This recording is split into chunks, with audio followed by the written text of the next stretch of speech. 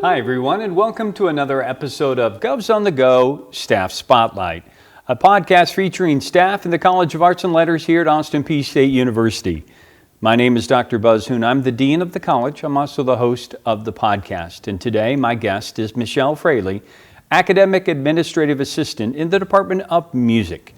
Mrs. Fraley, thank you so much for joining us. Thank you. We're going to talk a little bit about music and all the fun things you guys get to do over in the MMC building, but we're going to start with a little bit about yourself and where did you grow up and what was it like when you were a young person? I'm always interested in finding out about that. Well, we moved to the North Nashville area when I was 10 from New Orleans. It was quite the culture shock. But I'm so grateful my parents did that for us because we had an ideal childhood in the 70s in North Nashville. I got the benefit of country living, small town schools, but could go to Metro Nashville for the arts. And my parents were very encouraging to have a wide education and experiences. So were you involved in did you do some particular arts? I did. My mother was a flautist and a vocalist too as she was growing up, and we were encouraged to get into music, and I was a clarinetist. Okay. And a vocalist as well. I earned the superlative in high school of being most musical. Nice. So I didn't carry it on beyond high school. I wish I could have, but I didn't. But yes, I love and passion for musical performances. Okay, I was going to say we highlight all of our faculty. Maybe we should have one just for our staff as well, a concert just for... Oh, it would be sad now. Okay, well, we wouldn't have to invite anybody. We could just do it for our own... Private viewing, okay. That's our own enjoyment. All the squeaking on that clarinet, it would be terrible. So how did you come to Austin Peay and when did that happen? I came my second year of college. My first year was in a college which shall not be named here in Middle Tennessee. My father worked for IBM, and he was paying for my college education and wanted me to major in computer science.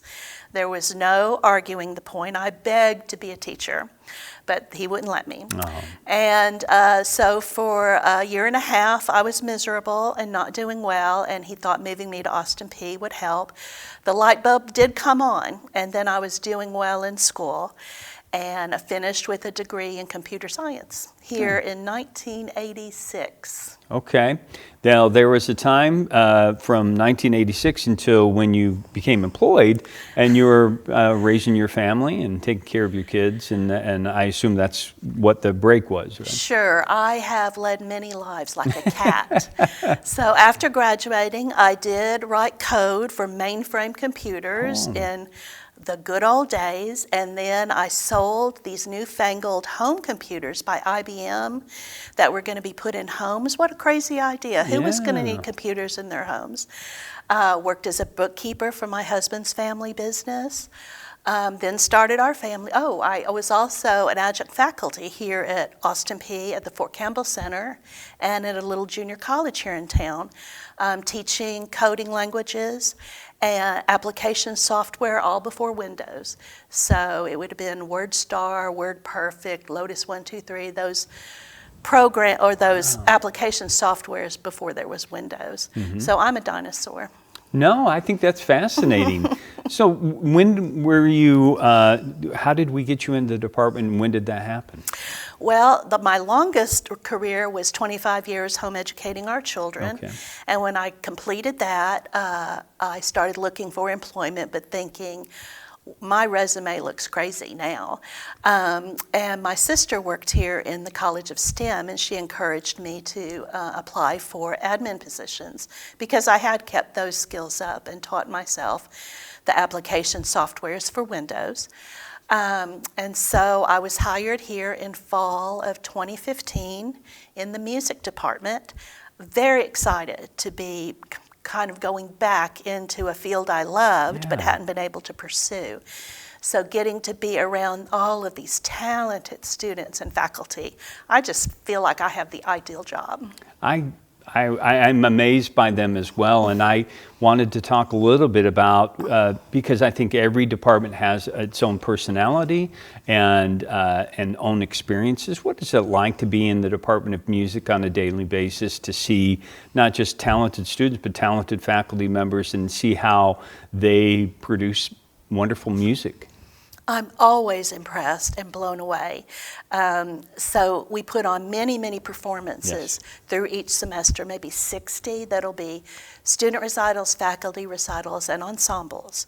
That's a lot of opportunity that the community maybe doesn't know about, that these are free for the most part, by far the most part, performances. You don't have to go to Nashville and put up with that traffic and parking to hear great music. That's right. It's right here on the corner of 8th and Marion Street. So when the kids come into, when I say kids, when the students come into the office, I'm sure that they just more musical and also in touch with a little bit more of their feelings than maybe other students, or am I thinking wrong? Right, that artistic nature, very emotional, very enthusiastic, as opposed to my left brain, logic, rigid. So I do enjoy that enthusiasm and the joy, and also seeing them work through their performance anxieties, because yes, they did a lot of things in high school, but when they come to college, they have to perform in front of faculty and fellow students, and I'm sure the performance anxiety has to be worked through and mastered. And watching that 4-year process of those terrified little freshmen in tears come to be near tears as seniors, but they are far more confident. Yes, and that's fun to watch. One of the things I've really noticed, and I remember this when I was a department chair, that the admin was so important to my own development, to my daily operation. I know you have been there for our chairs over the period of time. What have you noticed about different chairs? I know I only know Dr. Sinkowitz, and also Dr. Foster. Right. What do you notice about working with chairs, and what's the positives about that? Well, this is my 10th year, and I'm on my 4th chair. Okay. So I think I'm scaring them off. But what I know is they arrive into that office, and if you don't know, they come from the faculty level and move up into that position, and they think they know what the job's about, and they think they know that they understand all of the dynamics, and they have no clue, because it's very, very demanding, the number of deadlines, how quickly the upper departments send down notices of what needs to be done when, and it is often at the most inconvenient time, and you just don't have time to do these projects, and they have to really work above and beyond to get things done and answers to the higher above, including you, when those answers are demanded. Yes, the dean's always walking into the office and wanting to demanding to have some time with that chair. Yes. So let's talk a little bit about, you shared a little bit about the joys. What other joys do you get from working in the department that maybe you don't get in other departments? Well, of course, the performance venue compared to other departments, but I think like all departments, getting to be the voice of encouragement to the students, assuring them the faculty are on their side and want them to succeed. Agreed. My memory, and maybe it's deserved or not deserved, in my college experience was my faculty appeared not to care at all. I know in my freshman year in my calculus class, I was in a lecture hall with 150 other students, one of few girls, because very few were going into that field in the early 80s. And that calculus professor saying, 30% of you will fail, I will see to it. And I thought, oh, I'm sunk, I'm sunk. But that attitude does not exist in our college, probably not in our university at all. We want students to succeed. And it's a joy to watch that happen and know that that is going to put them on a good path. They may not use their degrees as they think they would. I certainly haven't used my degree as I thought I would, but I have it. I'm confident with it. It speaks well for accomplishing difficult tasks. So that is the best part about being involved on an academic job as opposed to a corporate job. Yes, and I agree with you, and I think that, well, for instance, I never expected I would be a dean. Never thought that that would be in my future, but just to see them beginning their journeys as they leave here, and I'm always so excited for what's next in their life, and what joys that they're going to find along the way. Right.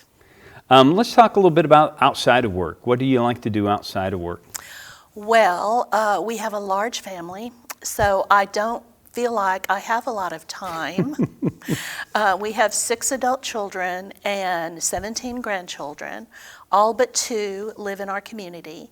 So there are lots of requests made of their mommy and their grandma. So I'm very busy with that. We are raising currently one of those children who is the second youngest grandchild. He's now 5 and adorable. So our time is taken with that. I've always been a ferocious reader. I love historical fiction the most. I want to learn something while being entertained. So when I am able to get some quiet time after he goes to bed, then I'm usually reading. Okay. I know how important family is for you. We've talked about your family before, and I always think it's interesting to try to find out how we separate our lives in terms of working life and the personal life. How do you make sure that you have time and energy for the family after an exhausting day? Well, I learned the concept long ago. I think it was a book called Margins, about really putting blank space on either side of your life and compartmentalizing. So I'm on a screen all day long on my job. So I'm careful at home to stay off screen. My kids know that when they call me on my cell phone, I may just not answer it. It may not be convenient. I don't let that rule my life because I do have to have that margin. I'm an introvert. I'm low energy, always have been all my life. So I'm careful that I get enough rest and that I don't allow the demands of the outside world to zap my energy. Yeah. And that's really important that you know that about yourself. I think when you recognize and you're not discouraging of yourself, and you realize we're human and we have limitations, I think we operate so much more efficiently. Right. And I use that mama voice with my faculty even, and the students. Are you resting? Are you eating? What do you mean you haven't eaten all day? And I'm also guilty of not eating. But just knowing that that will help them power through the demands of an academic schedule. They've got to get sleep and they've got to eat.